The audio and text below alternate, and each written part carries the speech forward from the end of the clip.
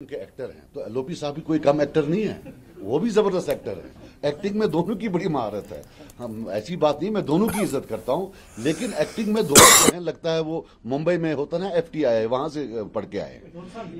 Sir Congress की सारे rule को कैसे देख रहे हैं? उन्होंने पहले कहा सेफ सीट नहीं मिली, फिर ऐसा लग रहा था शायद वो पोलिंग में हिस्सा भी नहीं लेंगे, लेकिन बाद में उन्होंने कहा हाईकमान ने हमें कहा है कि पोलिंग में हिस्सा भी लेंगे। और कल जिस तरह तारीख में खन्ना साहब का ट्वीट भी आया, वो तंज भी था, और वहाँ पे जो है उन्होंने जो है इनको कॉन्ग्रेचुलेट भी किया। How do you see it all? देखिए, मेरी बात सुनिए, मुझे बहुत इज्जत है सब नेशनल पार्टीज की, इंक्लूडिंग कांग्रेस, और मैं कांग्रेस हाईकमान राहुल गांधी जी से भी अपील करूंगा यहां एज अ कश्मीरी कि या तो आप ओपनली बीजेपी के खिलाफ रहिए या उन पार्टियों को सपोर्ट मत करिए जो बीजेपी की गोद में है। कांग्रेस के पास एक प्लस पॉइंट है, वो एक वाहिद पार्टी है जिनका माजी बीजेपी से जुड़ा नहीं है, ना फ्यूचर में कभी वो बैठ सकते हैं। वो मुल्क के लेवल पर, नेशनल लेवल पर दो अपोजिट पार्टीज हैं। जब कांग्रेस किसी के साथ जुड़ जाती है जम्मू कश्मीर में, तो लोग ये प्रिज्यूम कर देते हैं कि ये एंटी बीजेपी होगा, वरना कांग्रेस के साथ कैसे बैठता है। यही राहुल गांधी साहब, मैं इनको बोलता हूं कि आपने क्यों, आप तो इतने बड़े लीडर हैं, आप पूरे हिंदुस्तान के लीडर हैं, आपने क्यों कांग्रेस को मतलब बिल्कुल जो है महदूद कर दिया है in the lens of two families, two parties? क्यों आप हम पर ये जुल्म कर रहे हैं? आप आए, आप इलेक्शन में उमर अब्दुल्ला साहब के घर गए, उनको एक क्रेडिबिलिटी मिली, उस क्रेडिबिलिटी को उन्होंने सबको बोला बीजेपी है, और हम सबको क्रश कर दिया। हमने आपका क्या बिगाड़ा है? जब आप इनके घर गए वल्लाह, तब भी ये उनकी गोद में बैठे थे बीजेपी के, और आज भी ये बीजेपी की गोद में बैठे हैं। आप माने या ना माने, और मैं आपको बताऊं, जितनी भी ये सो कॉल्ड इंडिया अलायंस में सेक्युलर पार्टीज हैं, मैं इनको आज चैलेंज करता हूं, do they know anybody apart from BDP and NC? They don't want to know anybody. उनका भी एक बहुत बड़ा रोल है कश्मीरी को एलियनेट करने में। वो किसी को जानना ही नहीं चाहते, बस इन दो खानदानों को जानना चाहते हैं। एक एलीट क्लब है, ये क्या एलीट क्लब है? क्या कश्मीरी किसी और आम कश्मीरी से वो हाथ नहीं मिलाना चाहते? अब ये जो कांग्रेस का मामला है, वो दिल पर हाथ रखकर कहे, are they not by proxy supporting BJP here? और एक मशवरा उनको दूंगा, पिछला बिहार इलेक्शन, तब फारूक अब्दुल्ला साहब ने चाइना का बोला, उसके बाद कभी चाइना का बोला? कांग्रेस साहब, ऐसे बयान इनसे दिलवाएंगे ये, आपको वहां प्रॉब्लम होगी। हमारे नुकसान को छोड़िए, अपना नुकसान देखिए। आज डिजिटल मीडिया है, यहां कोई बयान देते हैं, उसका जो इंपैक्ट है पूरे हिंदुस्तान में पड़ता है। हमारे नुकसान को तो आप छोड़ दीजिए, हमारे साथ क्या कर रहे हैं, आपके इलेक्शन आगे आ रहे हैं, इनसे क्या कहलवाएंगे अल्लाह ही जानता है।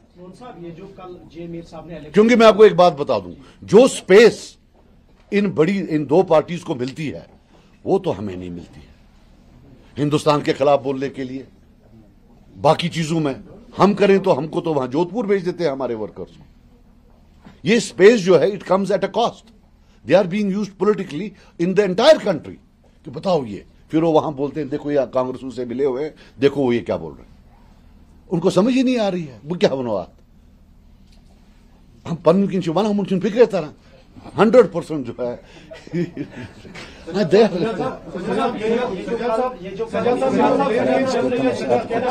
सपोर्ट ये जो कल मीर साहब ने अर्ज किया है चीफ मिनिस्टर को कि जिस तरीके से नॉन बीजेपी पार्टीज एक साथ हुई है, एक ऑल पार्टी डेलीगेशन ली जाए ताकि वो राइटफुल डिमांड्स को लेके गवर्नमेंट ऑफ इंडिया को प्रेशराइज करे।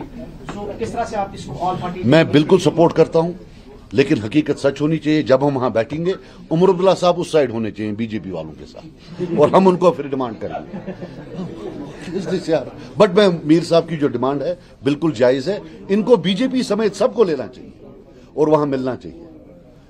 अलायंस के 70, 48, 42 उनके, 28 इनके, और बाकी हम सब जाएंगे। इसमें क्या है? सजा साहब, आपने कहीं ना कहीं जो है नेशनल कॉन्फ्रेंस पर इल्जाम लगाया कि उन्होंने कहीं ना कहीं मैच फिक्स किया है बीजेपी के साथ। तो इस हवाले से कांग्रेस, आपको नहीं लग रहा कि एक कंफ्यूजन का शिकार हो रही है? तो आप कांग्रेस को क्यों नहीं अप्रोच कर रहे हैं एक अलायंस के हवाले से, सो दैट कि जम्मू कश्मीर में जो फर्दर आने वाला कल है सियासत का, वो स्ट्रांग हो? ये अलायंस जो आप मैच फिक्सिंग की कहते हैं, उस हवाले से आपका स्ट्रैटेजी क्या रहेगा? यार, वो पहले तलाक तो देने वहां, फिर बाद में देखते हैं। सज्जद साहब असेंबली का इथे पट करो क्या चुकाना। सज्जद साहब असेंबली का ऑटम इजलास चल रहा है, बहुत से मामला है, स्टेट बोर्ड को छोड़ के रिजर्वेशन का प्रेस कॉन्फ्रेंस कर रहे हैं। इस मौके पर राज्यसभा चुनाव के बाद नतीजों के बाद सज्जाद गनी लोन ने सीएम उमर अब्दुल्ला पर गंभीर आरोप लगाए हैं। नेशनल कॉन्फ्रेंस पर उन्होंने गंभीर आरोप लगाए हैं।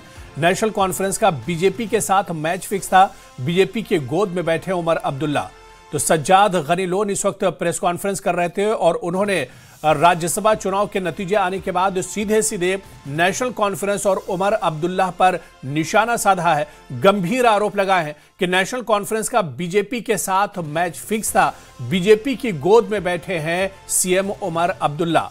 सज्जाद गनी लोन इससे पहले भी उन्होंने बयान दिया था और इस वक्त उन्होंने प्रेस कॉन्फ्रेंस की है और सीधे सीधे नेशनल कॉन्फ्रेंस पर उन्होंने निशाना साधा है। तो नेशनल कॉन्फ्रेंस का बीजेपी के साथ मैच फिक्स था। सज्जाद गनी लोन ने यह बड़ा बयान दिया है और उन्होंने कहा है कि सीएम उमर अब्दुल्ला दरअसल बीजेपी की गोद में बैठे हुए हैं और बीजेपी के लिए उमर अब्दुल्ला काम कर रहे हैं। इस मौके पर सज्जाद गनी लोन ने कांग्रेस को भी मशवरा दिया। उन्होंने कहा कि वो ऐसी पार्टी के साथ जाएं जो बीजेपी के साथ ना हो और इस मौके पर उन्होंने राहुल गांधी से भी अपील की है। तो सज्जाद लोन ने सीधे सीधे सीएम उमर अब्दुल्ला पर आरोप लगाया है नेशनल कॉन्फ्रेंस का बीजेपी के साथ मैच फिक्स की बात कही है और उन्होंने कहा कि बीजेपी की गोद में बैठे हैं उमर अब्दुल्ला। तो सज्जाद गनी लोन प्रेस कॉन्फ्रेंस कर रहे थे। दरअसल 3 सीटें राज्यसभा चुनाव में 3 सीटें नेशनल कॉन्फ्रेंस ने जीती हैं और 1 सीट बीजेपी के खाते में गई है और बीजेपी के सत शर्मा जीते हैं और इसी पर अब सवाल उठाए जा रहे हैं।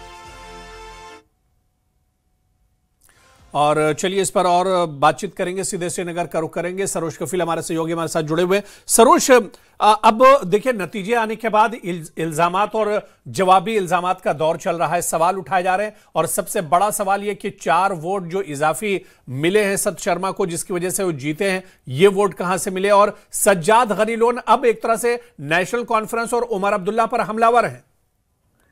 देखिए कहीं ना कहीं सज्जाद गनी लोन जो है, अभी आपने सुना उन्होंने क्या कुछ कहा अपनी प्रेस कॉन्फ्रेंस में, डायरेक्टली निशाना साध रहे हैं नेशनल कॉन्फ्रेंस में।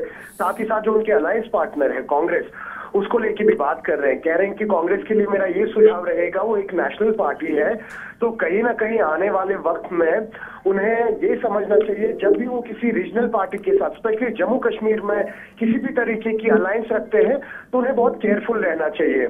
और हालांकि हमने अभी उनसे ये सवाल पूछा कि ऐसा क्यों नहीं है कि आप फिर कांग्रेस का दामन पकड़ रहे हैं, क्योंकि अभी तो यहाँ का पॉलिटिकल लैंडस्केप और ज्यादा बड़ा हो रहा है, जिस पर उन्होंने अभी बड़ी तनकीद तरीके में, क्रिटिसिज्म तरीके में उन्होंने जवाब दिया। कहा कि पहले जो ये नेशनल कॉन्फ्रेंस और कांग्रेस का रिश्ता है इसमें तलाक होना चाहिए और उस तलाक के बाद ही हम कहीं ना कहीं अपना रिश्ता इनके साथ जोड़ सकते हैं कांग्रेस के साथ। और ये भी इन्होंने साथ ही साथ कहा कि कहीं ना कहीं ये क्लियर हो गया है कि भाजपा और एनसी जो है इनके बीच में एक सांठगांठ थी, जहां पर ये क्लियरली इंडिकेट किया गया था कि 3 सीट्स पर नेशनल कॉन्फ्रेंस को वोट दिया जाएगा और वही 1 सीट पर भाजपा को मदद की जाएगी नेशनल कॉन्फ्रेंस की तरफ से।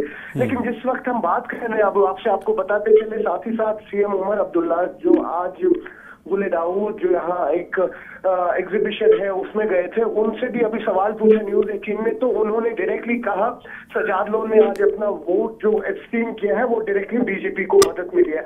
हालांकि अगर आंकड़ों की बात करें अबू तो आप यकीन करें ऐसा कुछ भी नहीं है जी। जो ये 4 वोट थे, देखिए 4 इंडिपेंडेंट्स ने वोट डाले हैं, ये तो खुद सत शर्मा और एलओपी सुनील शर्मा ने कल कहा है। 28 वोट थे, सत शर्मा को 32 मिले हैं और इंडिपेंडेंट्स के वोट्स मिले, और न सिर्फ 4 वोट्स इंडिपेंडेंट्स ने दिए हैं और 3 इंडिपेंडेंट्स जो है उन्होंने भी एब्सटेन किया, यानी कि उन्होंने भी वोट नहीं डाला था। तो कुल मिला के अब अगर बात करें, देखिए अब यहाँ पर पॉलिटिकल सरगर्मियां और ज्यादा बढ़ेंगी, जाहिर सी बात है हर जगह से सियासत होगी। और आपको बताते चले सज्जाद लोन ही वाहिद एक एमएलए हैं जिन्होंने इन 88 एमएलएज में से अपना वोट एब्सटेन किया है, जो कहीं ना कहीं नेशनल कॉन्फ्रेंस और बाकी पॉलिटिकल पार्टीज को सही नहीं लगा, क्योंकि बिल्कुल। चलिए बहुत बहुत शुक्रिया सरोज हमारे साथ जुड़ने के लिए, जानकारी देने के लिए। तो सज्जाद गनी लोन ने प्रेस कॉन्फ्रेंस की और सीधे सीधे उमर अब्दुल्ला और नेशनल कॉन्फ्रेंस सरकार पर निशाना साधा है। तो सज्जाद लोन ने सीएम उमर अब्दुल्ला पर गंभीर आरोप लगाए हैं। नेशनल कॉन्फ्रेंस का बीजेपी के साथ मैच फिक्सिंग की बात कही है और उन्होंने कहा कि बीजेपी की गोद में बैठे हैं सीएम उमर अब्दुल्ला।